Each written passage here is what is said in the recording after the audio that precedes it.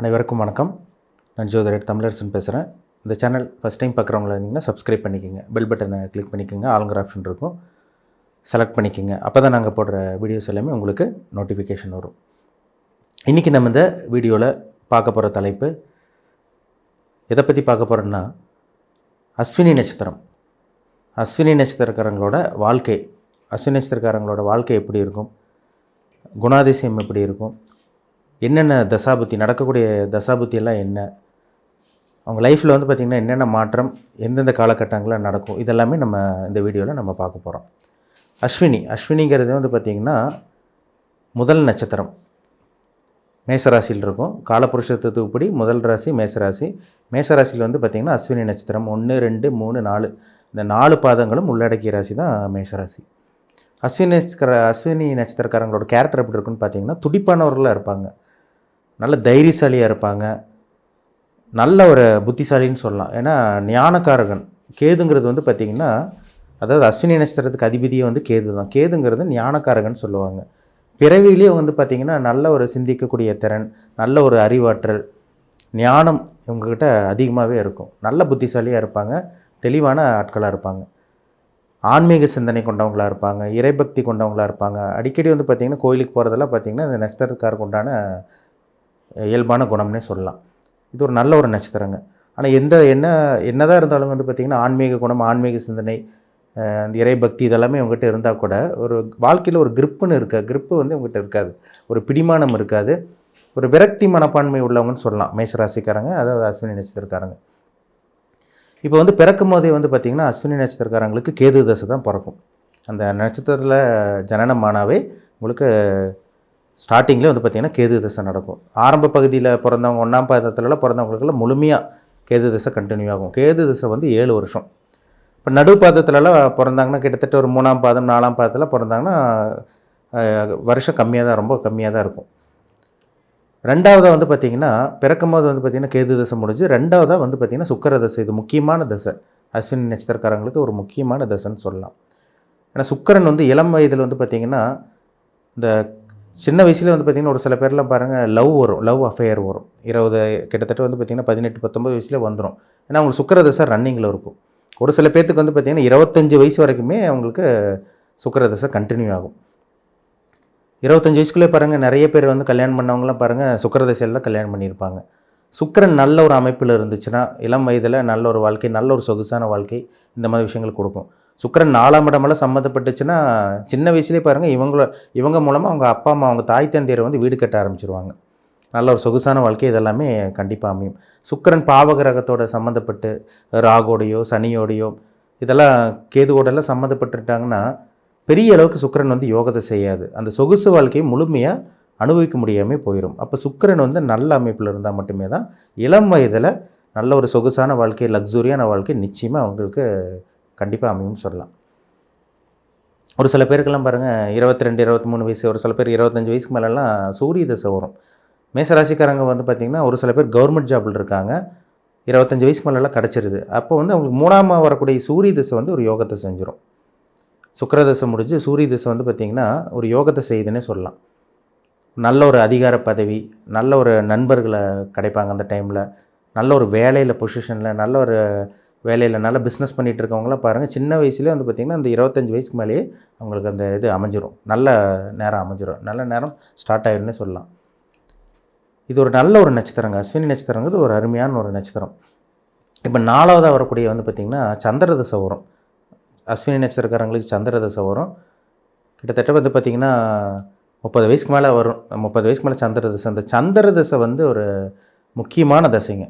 இந்த சந்திர தசை வந்து பார்த்திங்கன்னா ஒரு முக்கியமான அமைப்பு. அந்த சந்திரன் வந்து லக்னத்துக்கு நல்ல ஒரு அமைப்பாக இருந்துட்டால் சந்திரன் அந்த 10 வருஷம் சந்திர தசையும் கிட்டத்தட்ட 30லேருந்து 40 வயசு வரைக்குமே ஒரு யோகத்தை செஞ்சுட்டு போயிடும். சந்திரன் கெட்டு போனவங்களுக்கெல்லாம் பாருங்கள் ஒரு சில பேர் 30, 32 வயசுக்கு மேலெலாம் பாருங்கள் மனநல பாதிக்கப்பட்டுருவாங்க. அவங்க அம்மாவோட ஆரோக்கியம் கெட்டு போகும், அம்மாவுக்கு ஹெல்த் பிரச்சனை வரும், இவங்களோட ஆரோக்கியமே கெட்டு போகும். ஏன்னா சந்திரனுங்கிறது மனோகாரகன், உடல்காரகன் சந்திரன் தெளிவாக இருக்கணும். அப்போ தான் இவங்களோட மைண்டும் நல்லாயிருக்கும், அவங்களோட உடல் ஆரோக்கியம் நல்லாயிருக்கும், அவங்க அம்மாவோட ஆரோக்கியம் நல்லாயிருக்குன்னே சொல்லலாம். சந்திரன் ராகுடைய சனியோடையில் கெட்டு போனவங்களுக்கு இளம் வயதிலே அம்மாவை தவறினவங்களாம் பாருங்கள் இந்த சந்திர தசையில் தான் இருப்பாங்க. சந்திரன் நல்லா இருக்கிறவங்களுக்கு நல்ல ஒரு அவங்க அம்மாவுக்கு நல்ல ஒரு ஆரோக்கியம் இருக்கும், அம்மா மூலமாக இவங்களுக்கு வளர்ச்சி இருக்கும், அவங்க அம்மாவுக்கு வந்து பார்த்திங்கன்னா நல்ல ஒரு முன்னேற்றம் வளர்ச்சி இதெல்லாம் இருக்கிறத பார்க்க முடியுது. சந்திரன் வந்து லக்னத்துக்கு வந்து பார்த்திங்கன்னா அவயோகியாக இருக்கக்கூடாது. இதே கும்ப லக்னத்துக்கெல்லாம் பார்த்திங்கன்னா கும்ப லக்னம் மகர லக்னத்துக்கெல்லாம் சந்திர திசை பெருசாக வேலை செய்யாமல் போயிடும். ரிஷப லக்னத்துக்கும் சந்திரன் ரிஷப லக்னக்காரங்களுக்கும் சந்திரன் மாரகாதிபதியாக வரனால அந்த சந்திர திசையே பெரிய அளவுக்கு வேலை செய்யாது. மன ரீதியான பாதிப்பு, ஹெல்த் இஷ்யூஸ், ஹெல்த் பிரச்சனை, அதே மாதிரி வந்து பார்த்திங்கன்னா உடம்புல வந்து ஹார்மோன் சம்மந்தமான பிரச்சனை இதெல்லாமே இந்த சந்திர திசையில் கொடுத்துரும். செவ்வாய் திசையில் வந்து பார்த்திங்கன்னா கிட்டத்தட்ட 35-40 வயசுக்கு மேலே வரும் ஒரு சில பேருக்கெல்லாம்.